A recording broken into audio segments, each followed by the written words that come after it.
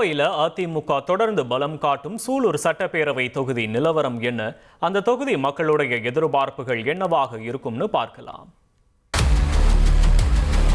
மக்களே, உங்க தொகுதி பத்தி கொஞ்சம் தெரிஞ்சுக்கோங்க.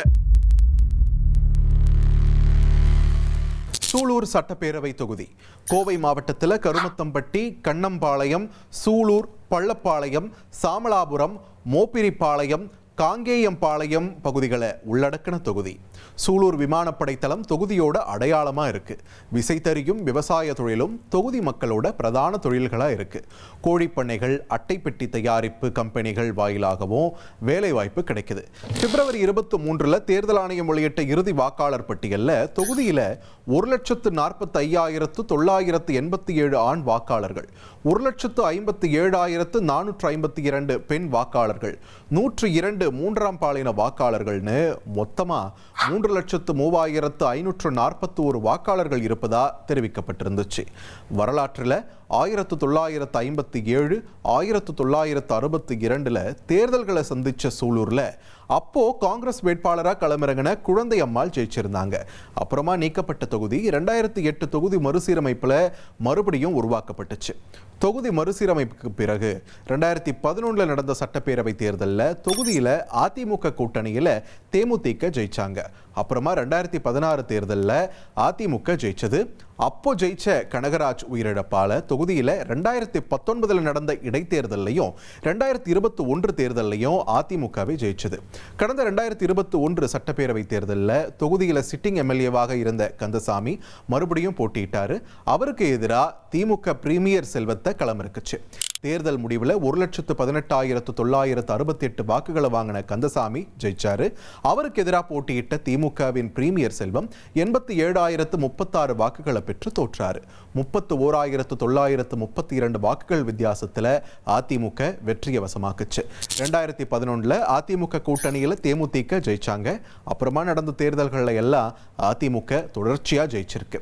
இப்போ தேர்தல் நெருங்க சூலூர் தொகுதி மக்களோட எதிர்பார்ப்புகள் என்னவா இருக்கும்னு பார்க்கலாம்.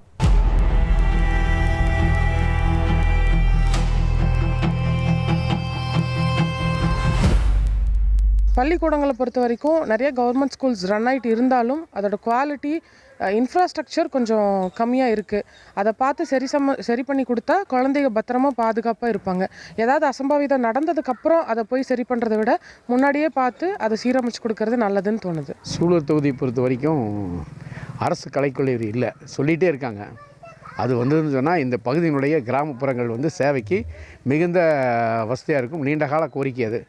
எந்த ஆட்சியும் கண்டுக்கல. அதனால் இந்த வரை சூலூருக்கு தாலுக்கா இருக்கிறதுனால இங்கே ஒரு அரசு கல்லூரி, அரசு கலைக்கல்லூரி. அதே மாதிரி போக்குவரத்து சூலூரிலிருந்து காங்கேயம்பாளையத்துலேருந்து சரஸ்வதி ஹாஸ்பிட்டல் வரைக்கும் நம்ம போக்குவரத்து காலை நேரம் மாலை நேரங்களில் பார்த்திங்கன்னா ரொம்ப கடுமையாக இருக்குது. அது ஏற்கனவே முடிவு பண்ணி அரசாங்கம் சொல்லிச்சு பாலம் கட்டுறதா சொன்னாங்க. அது இது வரைக்கும் அதற்குண்டான மேம்பாலம் எதுவும் கட்டப்படவில்லை.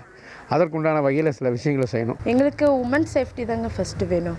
அதுதான் ஸ்கூலுக்கு போகிற பிள்ளைங்கள்லேருந்து நாங்கள் பார்த்து அனுப்ப வேண்டியதாக இருக்குது. வெளியே விளையாட விட கூட பயமாக இருக்குது. கொஞ்சம் உமன் சேஃப்டிக்கு கொஞ்சம் இது கொடுத்தா நல்லாயிருக்கும். பாதுகாப்புக்கு அந்த மாதிரி தண்டனை கொஞ்சம் கடுமையாக்கணும்.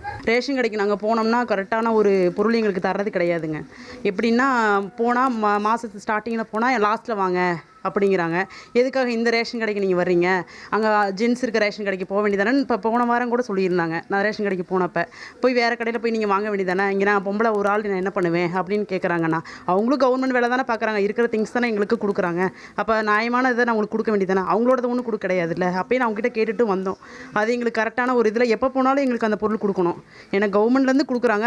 எந்த டைம் போனாலும் அந்த பொருளை எங்களுக்கு கொடுக்கணும். சாயந்தரம் ரொம்ப டிராஃபிக்காக இருக்குது. இந்த போலீஸ் ஸ்டேஷன் கிட்ட ரோடு, அந்த கண்ணம்பாளையம் முன்னாடி ஜங்ஷன் கிட்ட ரொம்ப டிராஃபிக்காக இருக்குது.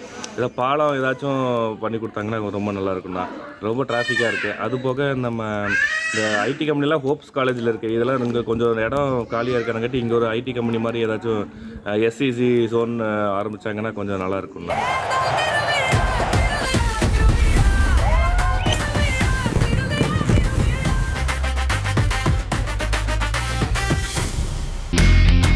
இனி செல்லும் இடமெல்லாம் செய்தி.